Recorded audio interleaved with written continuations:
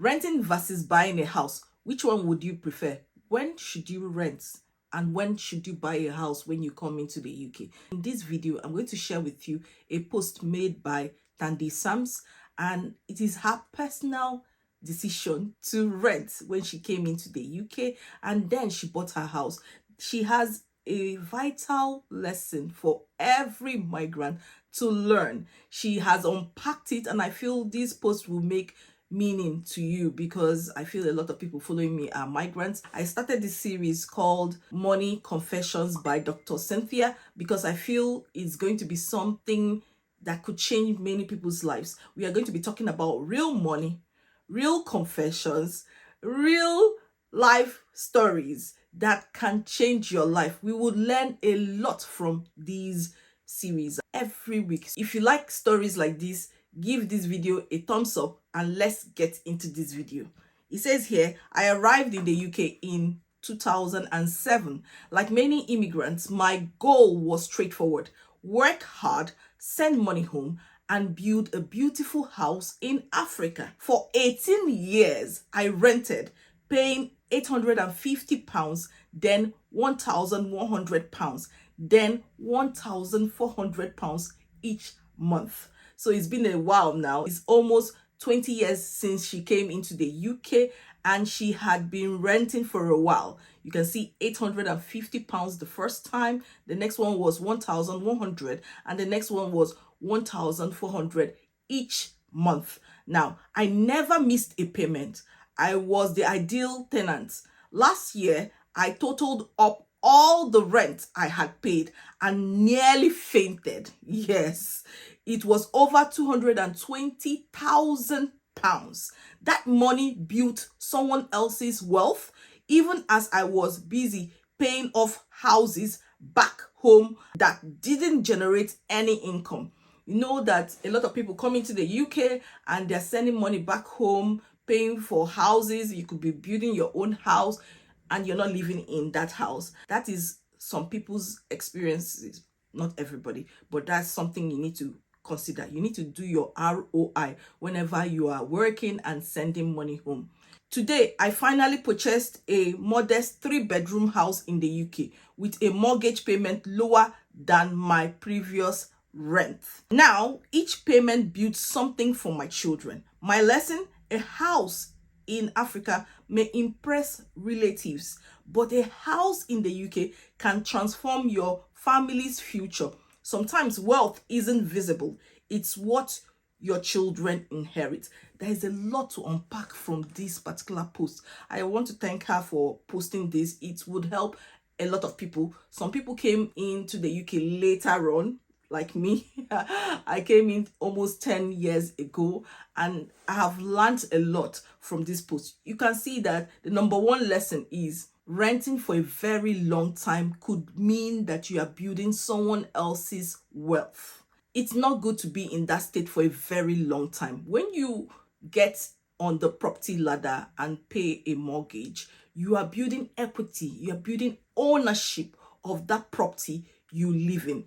That is one thing I've learned. I also know that if you own a property, you wouldn't need to move from one place to another. And that's why some people would decide to rent, because they want to work for a long time in London, then retire somewhere else or go to somewhere that is slower. But first, they want to build a lot of capital in a particular city. Maybe it might be a big city like London, Manchester. I don't know which county you are in. That's why people do that. Maybe their job encourages them to move from one place to another and they're not ready to get tied down in one property. But it has to be worth it though. It really has to be worth it. Now, another thing about getting on the property ladder is that it is a way to force you to save. Naturally, when we have money and we just have to pay rent, we might not be forced to save.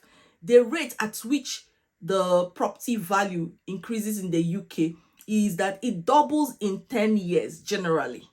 I know it depends on the city you're living in. So if it's doubling in 10 years, it means that you are gradually putting money aside every year or every month.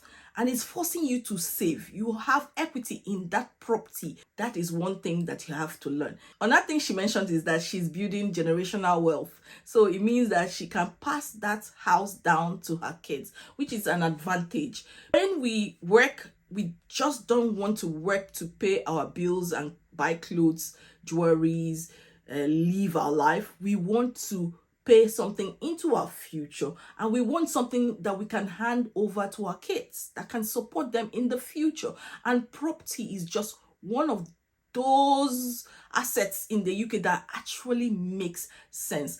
But we know that there is going to be a new prime minister. In fact, he has been sworn in. I think he came in on Monday. The property rules have changed, and they want to introduce some of these taxes. They want to eliminate the council tax and the stamp duty tax. They want to replace it with a value of your property. If your property value is maybe 200,000, 300,000, whatever it is, then 0.48% of your property value is what you are going to pay every year. Now, they want it to be that for those people who are first time buyers, or maybe that's your first property. But if it's on a second property, because of those properties in London that are empty, that many people come into London, they just buy a property, leave it empty because they are using it as source of revenue. So what they want to do is they want to tax that 0.96% of your second home. So instead of stamp duty, council tax, they want to replace it with this. This is not a new law yet. He just came into power. We don't know whether it's going to go through, but these are some of the things we've heard him talk about before he came into power. And some people are saying they support this, while some other people are saying they don't like it. So what are your thoughts based on that? Now, another advantage of owning a house or buying property in the UK is that it gives you this level of stability. You know that your landlord can come in and tell you, hey, we are going to increase the rent next year, prepare, we have to increase it the next year.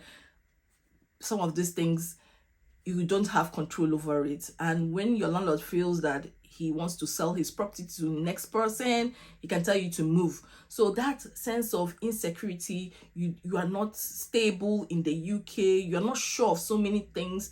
These are some of the reasons why people would prefer to own their property. Getting a mortgage is becoming more difficult than ever because the value of properties have gone up. And when the lender wants to give you some money, it becomes a question of how much is your income. They will calculate the amount they are willing to lend you by multiplying what you earn in a year by 4.5. So whatever the value is, that is the amount that the lender might be willing to give you. And then you will put that deposit of 5% or 10% depending on the lender. So these are some of the things you need to calculate. You need to do your ROI. Yes, property is good because the value increases, but always remember that there are some things that are expected of you as a landlord. You can't even call somebody up and say, hey, my boiler has broken down, come and fix it. You have to do that yourself. You can't call somebody and say, come and fix this plumbing issue or electrical fault. You have to do it yourself. The roof is leaking. It is your responsibility to do that. So some of these things have to be added to the cost of the property. And we know that property increases at the same rate with inflation. So does it mean you should not rent? No.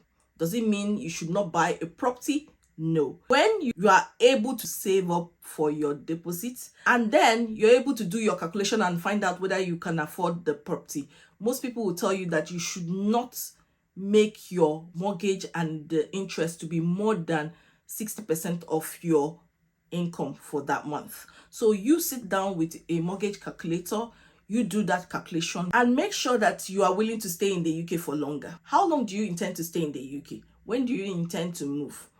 What do you think you can afford right now? Do you need to combine income with your dependent or your spouse before you can afford that property? Remember that once both of you combine your income, both of you have lost your first time buyer, opportunity, which means that you don't need to pay huge amount of stamp duty. Though I told you that the laws are likely to change soon, We don't know when until this is final.